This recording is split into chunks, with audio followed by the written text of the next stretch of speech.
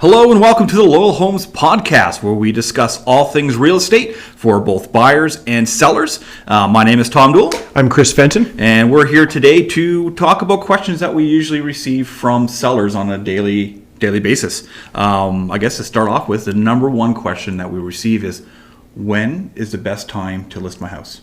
Yeah, there's a couple of different parts to that answer. So there's when is the best time within a real estate cycle to sell? Mm-hmm. And the answer to that is when it's highest, right? And so that I'm not going to really get into because that's predicting real estate cycles. Most people are selling or buying homes because their life dictates it, not because they're trying to time the market. Mm-hmm. So I'm going to take that question as when's the best time of year to sell? And I'm going to give you an unorthodox answer. When is the time of year that most people think is the best to sell? Everybody mostly would say spring. Right, spring. Yeah. And I think that's not the answer. I think the best time of year to sell is, the very best time of year to sell is the early fall, September. I think the second best time of year to sell is right before everybody else tries to sell in the spring. Mm-hmm. So I'll explain why a little bit. Sales typically are pretty linear through the year. I mean, there are definitely peaks and valleys in the number of sales in a market, but they don't swing as much as the number of listings in a market. Everybody's listing in the spring because they think it's the best time. Well, it's the best time to have people through your house, but the flowers look good, everything looks good. Yeah. And it's just common wisdom. So we're getting these sales kind of throughout the year, but then in the spring we get this big bulge in listings. So what that means is, if you look at supply and demand, the supply of homes on the market goes up and the demand is relatively stable. So that's the reason why the fall is the best time of year. Most of the market is sold out, the inventory is lower, but demand remains high. So basically keeping your being more competitive.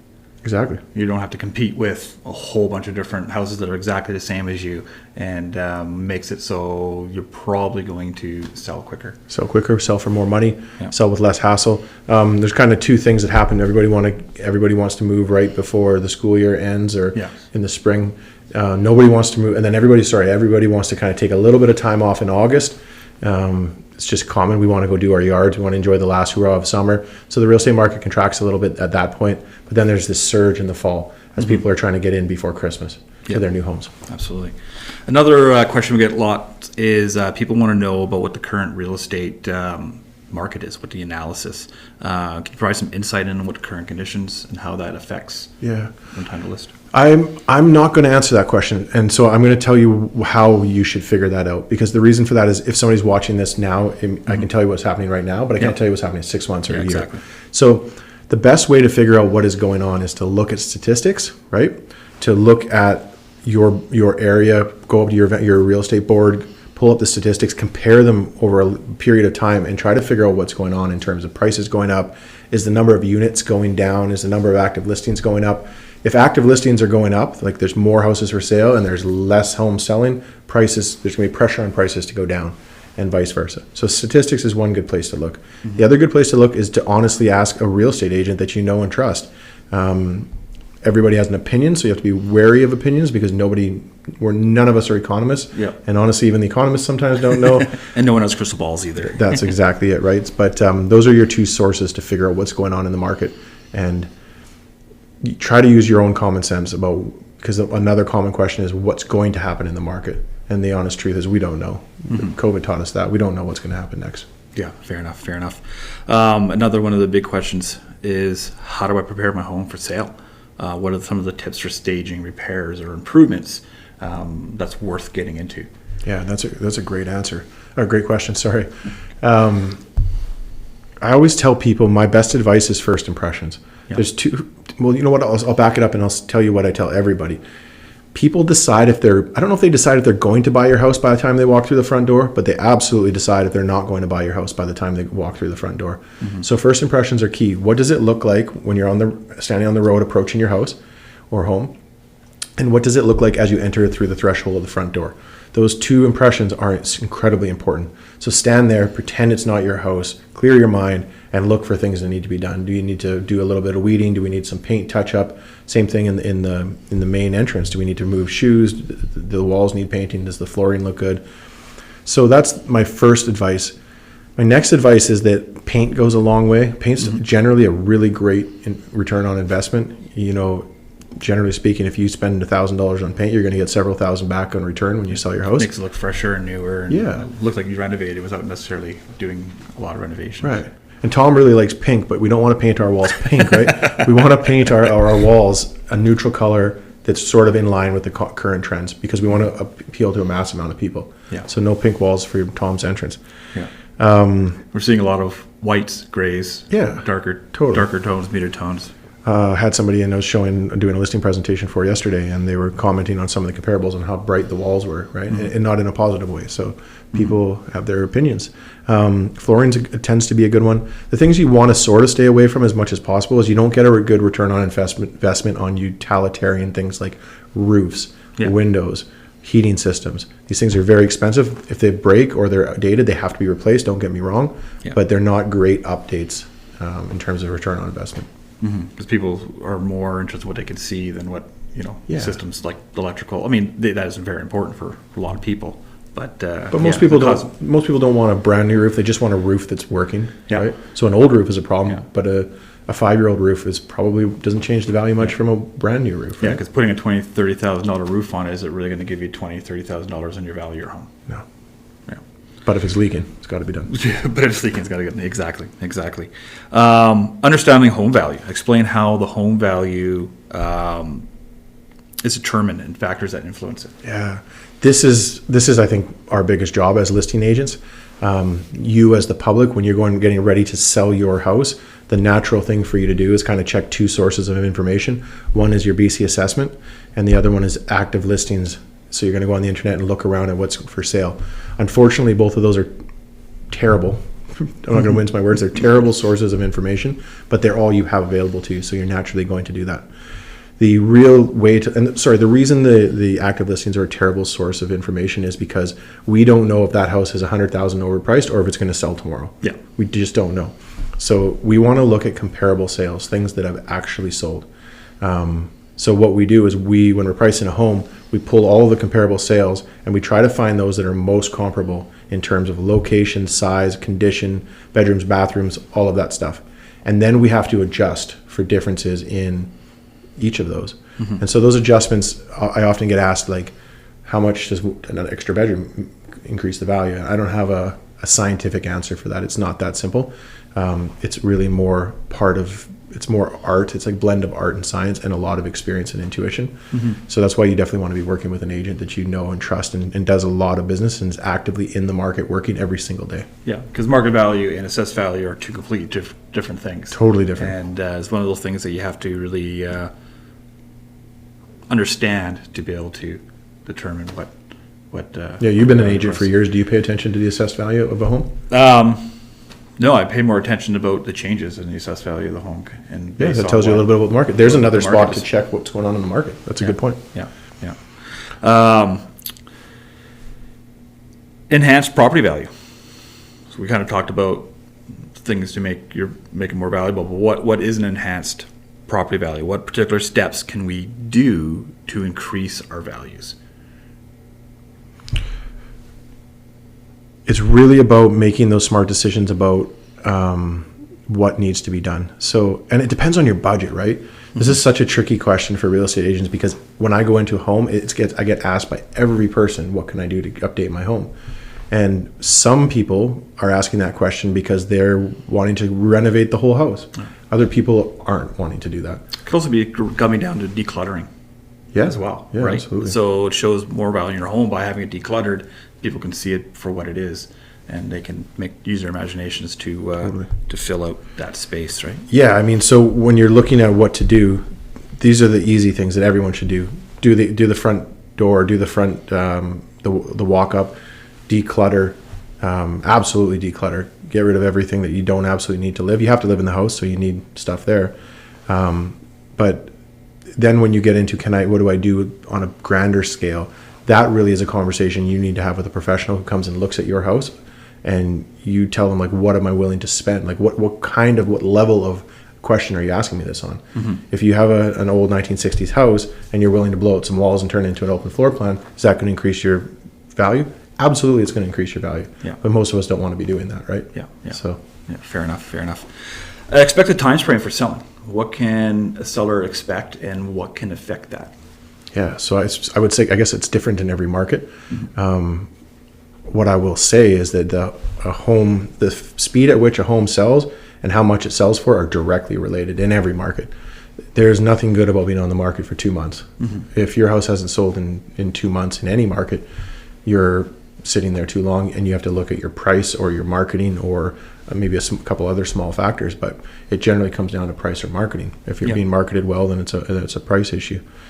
And is there anything that can affect it, the time frame, besides just how the market's going? Yeah, I mean, there's a whole lot that goes into how a market, this is what I spent my professional career doing, is figuring out ways to help clients get their homes sell faster, because when it sells faster, it sells for more money. Price is the big one. You want your house to sell properly, then get it priced properly. Yeah. And unfortunately, most of us do try to put the price up reach a little bit higher than maybe we should. And that's a balancing act, because your worst nightmare, and the reason it happens, is we're terrified we're going to sell for too little. So price is a big one, but then exposure is a big one. You definitely want to have a marketing plan that is going to get it out there to a lot of people. Our agents are calling and telling people about this house. And it's all over the internet and everywhere else. Yeah, so that's sort of a snapshot of a lot of the questions that we receive a lot. So when sellers are right before the boat listing, they decided that they've done all their research, they talked to their agent. Some of the questions that come up right before their listing is listing contract obligations. Explained like what the duration is, what are their obligations under that contract. So there is no set duration in a listing contract. That is up to the individual agent or the individual real estate brokerage to determine. So in a sense, I suppose it's a negotiation. It's not a negotiation I enter into. We have a policy within our company of what we need to do in order to make it make sense for us. And so for us, it's 6 months. But the honest truth is, if your listing hasn't sold in 2 months, you've kind of got issues. So a listing contract, I think it's important to understand that a listing contract is not an agreement to sell your house. It's an agreement to pay a commission to an agent if they bring you a sale and help you negotiate a sale that meets what you're looking for, right? So it really is just an agreement to pay commission. So I think that gets mixed up a lot. Then there's the other question of, what if my life circumstance changes? Yeah. Right? What if my life circumstances changes and I decide not to sell? So the technical answer to that is, if you have a listing contract and a real estate agent brings you a full price, unconditional offer at the price of the listing contract, they are technically due their real estate commission. Yes. Would I enforce that on somebody? Absolutely not. Yeah. For me, the purpose of a listing contract is to prevent somebody from doing something shady, like selling a house to a buyer we introduce when they come, because sometimes a buyer knock on the door and say, let's sell the house, let's do this privately. It happens once in a blue moon. That's sort of the purpose, but I think it's more, the listing contract is more about setting out what the terms and conditions of your working arrangement are. So duration is technically negotiable. But you don't want to negotiate it too short. I mean, if you're giving your real estate agent a month, what's their incentive to really go out and be able to do a full marketing job? They need enough time to make this make sense. So fair enough. Seller's costs and responsibilities. What is sort of the outline and costs involved in selling a property? Yes, I mean, selling a property, you have obviously all of your moving costs. You have all of those costs that associated with changing service providers and all of that stuff. But that's probably not what most people are asking. So you really have two main costs. You have the real estate commission, assuming you're hiring a realtor. If you're doing it for sale by owner, you don't have that commission. A good real estate agent should be able to help you expose your property to the market such that they increase the sale price by at least enough to pay their commission. Yes. If they haven't done that, then they're not doing their job. But you have your real estate commission. It's different all over the country. It's negotiable. Again, it can be set as a policy by a company, which is what we do, but it's negotiable. There's no standard within the industry. What I commonly see here is 7% on the first 100,000, 3% on the remainder of the negotiated sale price. Now there's GST due on that, so that's the second cost, 5% of the commission, and then the other big one is just your lawyer or notary fee to transfer title and deal with discharging mortgages and things like that. And that's probably $1,500 to $2,000 today. Okay. Handling the change of mind during a listing. What are some of the legal and practical considerations that someone needs to consider? I don't understand the question. They change their mind. They have a listing. They change their mind halfway through. Oh, I see. What is, because now they're under contract, what is the legal and practical considerations? So I think I kind of went over this, like the legal consideration if you change your mind and you want to take it off the market. I think the first thing to do is, like, practically speaking, talk to your agent and have a conversation, right? Yeah. Don't shy away from the issue. My life has changed. I got this great job, whatever it is. I don't want to move anymore. Your agent's hopefully a professional and certainly a human, so that conversation should go a long way. No one's going to force you to keep your house listed if it's something has changed and you want to make a change and remove it. I would hope not. Hopefully it's doesn't have an offer in place already. That could lead to a little bit more. So let's talk about that. If you have an offer in place and you've changed your mind, now you really are in a legal situation. So the obvious answer is you need to talk to a lawyer and figure out what your potential liability risk is, what damages might cost, financial damages might cost. It's definitely a hairy situation at that point. I've seen it happen. But that's something that's very unique to the specific situation. So my advice is conversations with your agent, conversations with your lawyer. Get some good advice there. Yeah, absolutely. So another seller question that they had right before their listing is, what do they have to disclose to potential buyers? Oh, I like that question. Yeah. Man, there's like the technical answer and then my opinion. So there's some gray areas to this. So technically speaking, here in British Columbia, you have to disclose what's called a material latent defect. So what's a material latent defect? Basically anything, say if your roof is leaking or I mean, stuff like that. It's major concerns, and it's actually major concerns that aren't visible or aren't obvious on a casual inspection. Yeah. So it's something you know about that significantly impacts the home's safety, livability, anything like that, right?